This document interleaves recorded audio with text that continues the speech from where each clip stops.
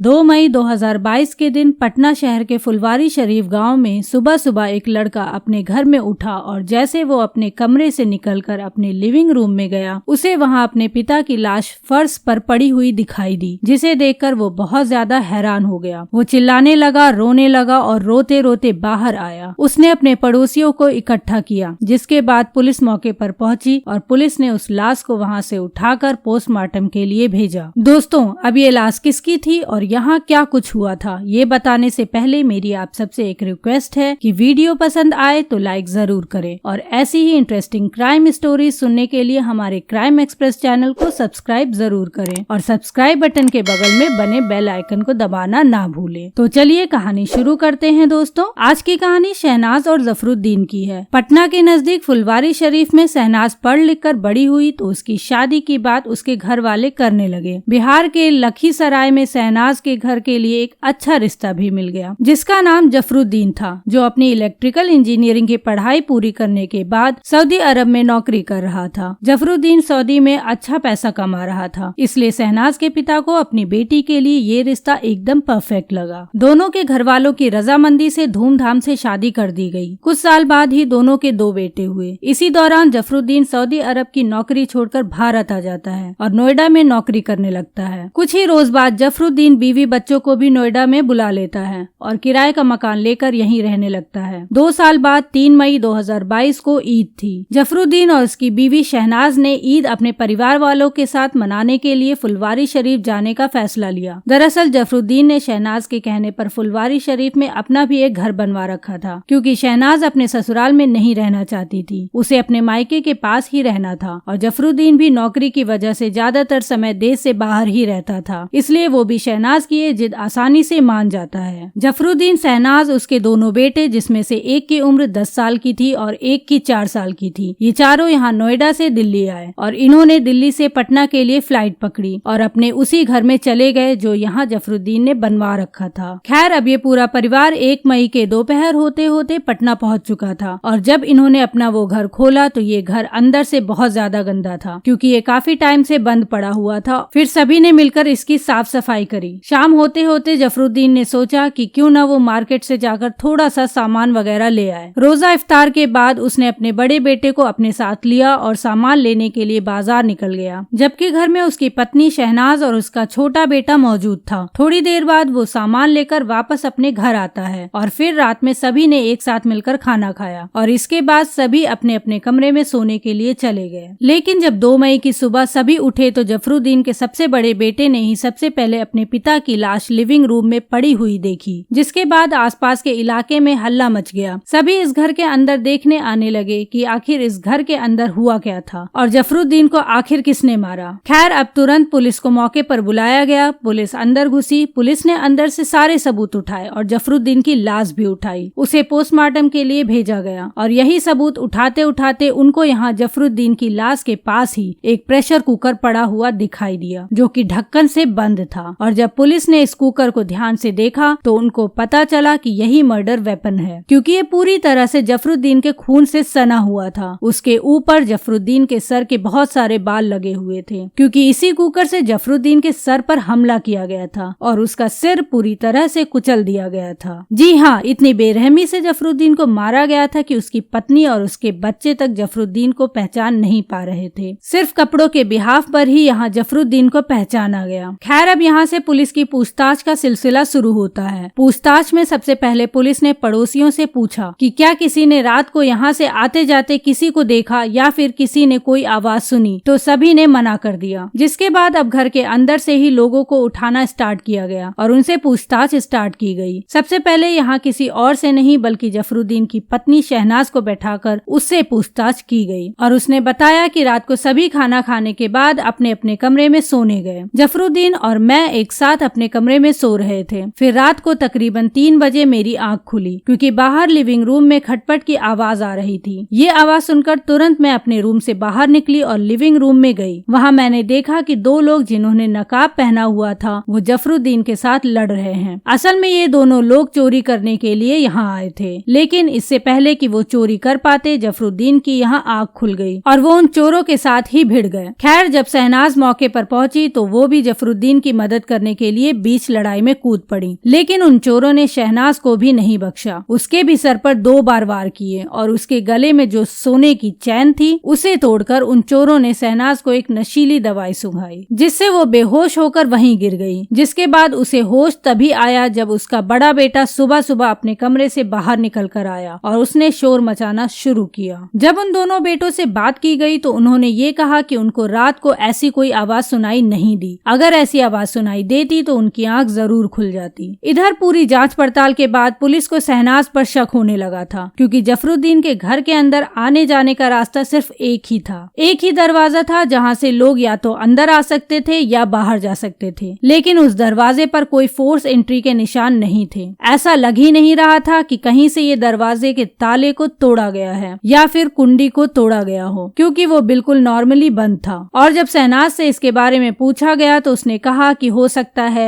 हम रात को अपना मेन गेट बंद करना भूल गए हों। इसके अलावा पुलिस को एक बात और अजीब लग रही थी, क्योंकि घर का सारा सामान घर में ही मौजूद था। सिर्फ एक चेन के अलावा और कोई आइटम चोरी नहीं किया गया था। सिर्फ एक चेन के लिए क्या 2 चोर यहाँ घुसेंगे? मेरे ख्याल से तो नहीं। और क्या सिर्फ एक चेन के लिए ही वो एक मर्डर भी कर देंगे? ये भी संभव नहीं लग रहा था। अब आप खुद सोच कर देखिए, जब जफरुद्दीन जाग गया चोरी करते टाइम और वह उन चोरों के साथ लड़ पड़ा और उन दोनों चोरों ने प्रेशर कुकर से जफरुद्दीन के ऊपर हमला किया और उसकी पत्नी को भी नशीली दवाई देकर उसको भी जमीन पर लेटा दिया। अब वो दोनों जो उस घर में चोरी होने से रोक सकते थे, वो ही दोनों यहाँ जमीन पर लेट चुके थे। तो चोरों ने और सामान की चोरी क्यों नहीं की? उनके पास तो पूरा टाइम था। ये बात सोचने वाली थी और यही बात पुलिस के भी जहन में आई कि घर का और सामान चोरी क्यों नहीं हुआ, सिर्फ एक चेन को छोड़कर जो कि शहनाज ने गले में पहनी हुई थी। अब सीधे तौर पर पुलिस का शक यहाँ शहनाज यानी कि जफरुद्दीन की पत्नी के ऊपर हो चुका था, लेकिन अभी भी पुलिस के पास कोई सबूत नहीं था जिसके बिहाफ पर वो शहनाज को पकड़कर उससे पूछताछ कर सके। इसके बाद सबसे पहले पुलिस ने शहनाज का फोन मांगा, जिसके बाद शहनाज ने तुरंत अपना आईफोन निकालकर पुलिस के हाथों में सौंप दिया। और ये आईफोन किसी और ने नहीं बल्कि जफरुद्दीन ने ही तकरीबन 3 महीने पहले शहनाज को गिफ्ट दिया था। जब पुलिस की साइबर सेल ने इस फोन को खंगाला तो उनको इसमें कुछ अजीब नहीं मिला। सब जाने पहचाने नंबर थे और ऐसा कोई नंबर नहीं था जिसके ऊपर पुलिस शक कर सके। अब यहाँ पुलिस के हाथ फिर से खाली थे। अब पुलिस को पता था कि शहनाज ऐसे तो टूटने वाली नहीं है। अगर उसने कुछ किया भी होगा तो भी यहाँ वो नहीं बताएगी। इसलिए पुलिस ने शहनाज के बजाय उसके दोनों बेटों से पूछताछ की और फिर छोटे बेटे ने पुलिस को बताया कि मम्मी एक नहीं बल्कि 2 मोबाइल फोन्स का इस्तेमाल करती हैं। एक तो उसने पुलिस को दे दिया था, दूसरे के बारे में उसने पुलिस को बताया ही नहीं था। और जब पुलिस को पता चला कि शहनाज के पास 2 मोबाइल फोन है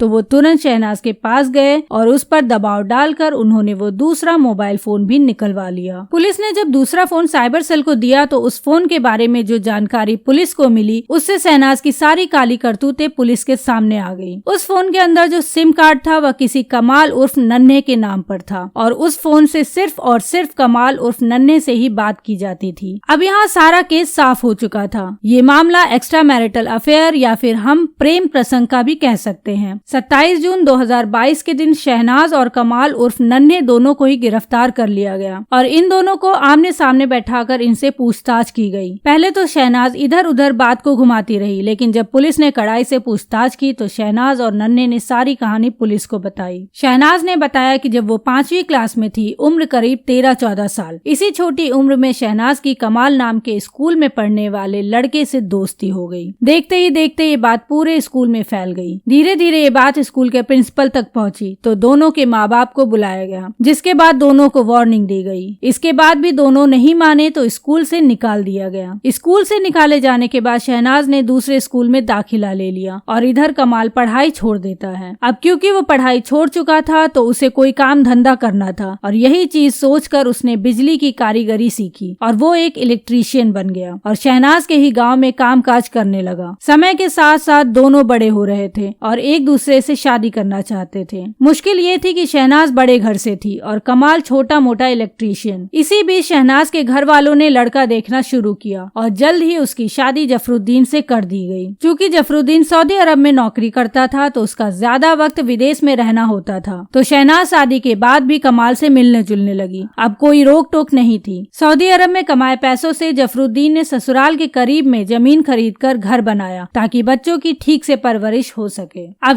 शहनाज अपने छोटे छोटे बच्चों के साथ माँ बाप से अलग अपने घर में रहने लगी, बिल्कुल आजाद, ना कोई रोकने वाला ना कोई टोकने वाला था। कमाल और शहनाज दोनों का प्यार बढ़ने लगा। कमाल प्यार से शहनाज को शहनाज गिल और खुद को सिद्धार्थ बोलता था। बिग बॉस वाले शहनाज सिद्धार्थ की तरह। पति विदेश में था और यहाँ ये दोनों अपने भविष्य की प्लानिंग करने लगे। कमाल की शादी नहीं हुई थी। कमाल डेली शहनाज के घर में आता जाता था। छोटा बच्चा तो कमाल को अब्बू कह के बुलाने लगा था। धीरे धीरे बड़ा बेटा समझदार होने लगा और वो सब कुछ देख रहा था। एक दो बार बेटे ने फोन पर जफरुद्दीन को कमाल और अपनी माँ के रिश्ते के बारे में बताया। जफरुद्दीन परेशान रहने लगा। शहनाज और जफरुद्दीन के बीच इसी बात को लेकर खूब झगड़ा भी हुआ। जफरुद्दीन ने शहनाज को बहुत समझाया, लेकिन उसके सिर पर इश्क का भूत सवार था। वो पीछे हटने को कतई तैयार नहीं थी। परेशान होकर जफरुद्दीन ने सऊदी अरब की नौकरी छोड़ने का फैसला कर लिया। सऊदी अरब से आकर जफरुद्दीन नोएडा में नौकरी करने लगा और ये भी फैसला किया कि वह अपने परिवार के साथ नोएडा में ही रहेगा ताकि कमाल से शहनाज का पीछा छूट जाए। इतना ही नहीं, उसने शहनाज के पटना जाने पर भी रोक लगा दी। इसी तरह 2 साल गुजर गए और जफरुद्दीन को लगा कि कमाल शहनाज का रिश्ता अब खत्म हो चुका है। जफरुद्दीन ने बीवी को आईफोन दिया था तो वो बीच बीच में शहनाज का मोबाइल भी चेक करता था, लेकिन उसमें भी कुछ नहीं मिला। तो जफरुद्दीन और भी इत्मीनान में था। वो खुश था। उसे यकीन हो चला था कि शहनाज का रिश्ता खत्म हो चुका है। लिहाजा उसने इस बार की ईद अपने घर में यानी फुलवारी शरीफ में मनाने का फैसला किया। लेकिन जफरुद्दीन को यह जानकारी नहीं थी कि शहनाज के पास एक दूसरा मोबाइल फोन भी था जो वो अपने शौहर से छुपाकर इस्तेमाल करती थी। शहनाज को ये फोन किसी और ने नहीं बल्कि कमाल ने ही दिया था। वो कमाल से अकेले में बातचीत किया करती थी। इसी दौरान दूसरे मोबाइल से बेखबर जफरुद्दीन ईद मनाने परिवार समेत फुलवारी शरीफ जाने की तैयारी करने लगा। शहनाज ने कमाल को ये बात बता दी कि वो परिवार समेत पटना आ रही है और इस बार हर हाल में जफरुद्दीन को रास्ते से हटाना है। जिसके बाद परिवार पटना पहुंच गया और जब जफरुद्दीन शाम में शॉपिंग करने पटना चला गया, उसी दौरान शहनाज ने कमाल को घर में बुला लिया और एक कमरे में छुपा दिया। जब शॉपिंग करके जफरुद्दीन घर वापस आता है तो सभी साथ में बैठ के खाना खाते हैं, पर आज शहनाज किसी भी कीमत में नहीं चाहती थी कि जफरुद्दीन उसके बेडरूम में सोए। शहनाज उसे ड्राइंग रूम में सुलाना चाहती थी ताकि उसका काम तमाम किया जा सके। लिहाजा प्लानिंग के तहत जैसे ही जफरुद्दीन सोने के लिए अपने बेडरूम में आया तो शहनाज उससे लड़ना शुरू कर दी। लिहाजा जफरुद्दीन भी गुस्से में आ गया और अनजाने में ही सोने के लिए बाहर लिविंग रूम में चला गया। रात को मौका देखकर शहनाज ने अपने घर में छुपे हुए कमाल को बुलाया और उसे मर्डर वेपन के रूप में प्रेशर कुकर दिया और कहा कि यही एकमात्र सहारा है जो जफरुद्दीन को हमारे बीच से हटा सकता है। और यहाँ कमाल ने एक नहीं, 2 नहीं बल्कि दर्जनों वार किए जफरुद्दीन के सर के ऊपर और उसका काम तमाम वहीं कर डाला। इस मौत की वारदात को लूट की शक्ल देने के लिए शहनाज ने अपने गले की चेन कमाल को दे दी और फिर वहाँ से कमाल को भगा दिया। पूरी कहानी सुनने के बाद पुलिस ने शहनाज और कमाल को गिरफ्तार कर लिया। एक अंधे प्यार के चलते जफरुद्दीन के दोनों बेटों के सिर से बाप का साया उठ गया। शहनाज और कमाल इस समय पटना के जिला जेल में बंद हैं और कोर्ट में उनकी सुनवाई जारी है। दोस्तों, अभी कोर्ट की तरफ से इस केस में कोई फैसला नहीं आया है। इस केस में जो भी फैसला आएगा वो हम आप सभी के लिए अपनी कम्युनिटी पोस्ट में जरूर पोस्ट करेंगे। इसलिए आप सभी से रिक्वेस्ट है कि हमारे चैनल को सब्सक्राइब जरूर करें और इस वीडियो को लाइक करना ना भूलें। मिलते हैं नेक्स्ट स्टोरी में, तब तक के लिए bye bye and take care.